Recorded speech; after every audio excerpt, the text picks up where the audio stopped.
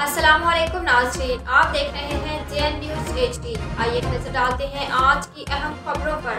चिश्तिया से खबर शामिल करते हैं हमारे ब्यूरो चीफ जनूबी पंजाब हाफिज मोहम्मद बशीर से। असिस्टेंट कमिश्नर चिश्तिया मोहम्मद आमिर और असिस्टेंट डायरेक्टर महकमा ज़राअत मेहर तालिब हुसैन का कहना है कि खाद माफिया किसी राहत के मुस्तहिक नहीं है, उनके खिलाफ इसी तरह कार्रवाइयां जारी रखेंगे। दूसरी जानिब असिस्टेंट डायरेक्टर महकमा ज़राअत मेहर तालिब हुसैन ने कहा कि चिश्तिया शहर के तमाम खाद डीलर के साथ एक मीटिंग का भी इनेकाद किया, जिसमें असिस्टेंट डायरेक्टर मेहर तालिब हुसैन ने चिश्तिया शहर के खाद डीलरों से बातचीत करते हुए कहा कि तमाम डीलर हजरात अपनी खाद की आमद और फरोख्त का रिकॉर्ड तैयार करें, खाद अपनी दुकानों पर अनलोड करवाएं। महकमा ज़राअत की टीमें खाद की आमद और फरोख्त की जाने वाली खाद की वेरिफिकेशन करेंगे।